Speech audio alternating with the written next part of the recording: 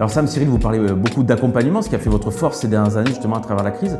Quels sont les process au quotidien, si on doit un peu rentrer dans la machine Greenham, qu'est-ce qui fait quand on est agent immobilier chez vous, conseiller immobilier, qu'est-ce qui fait qu'on est aidé pour être justement au plus proche des clients? On a mis plusieurs points en place, notamment liés à la formation.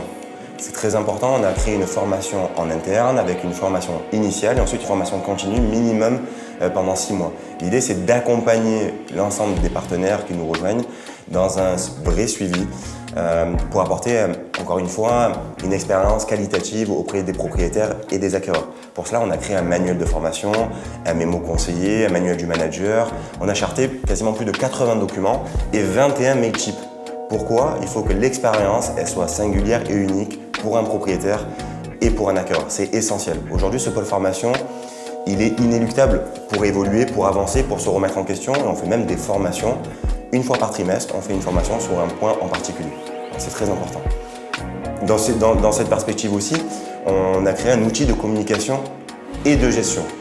Le premier point, l'outil de gestion, c'est un logiciel. C'est un logiciel en interne qu'on a créé, qu'on a développé pendant plus d'1 an et demi avec un développeur, qui permet d'être encore plus efficient pour nos conseillers immobiliers, avec du rapprochement acquéreur qui est très facile à effectuer, avec également un suivi sur leur chiffre d'affaires, mais également l'ensemble des données qui est collecté via les sites des professionnels de l'immobilier.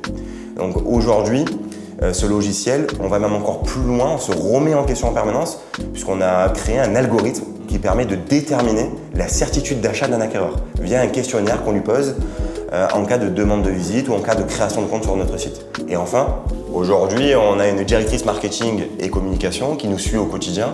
On a également une directrice artistique qui contrôle la marque et ses différents visuels. C'est très important. Aujourd'hui, on est sur une société d'image, on l'a évoqué, et c'est essentiel d'être dans cette démarche-là. Peu d'agences, je pense, immobilières ont une directrice artistique et une chargée de communication.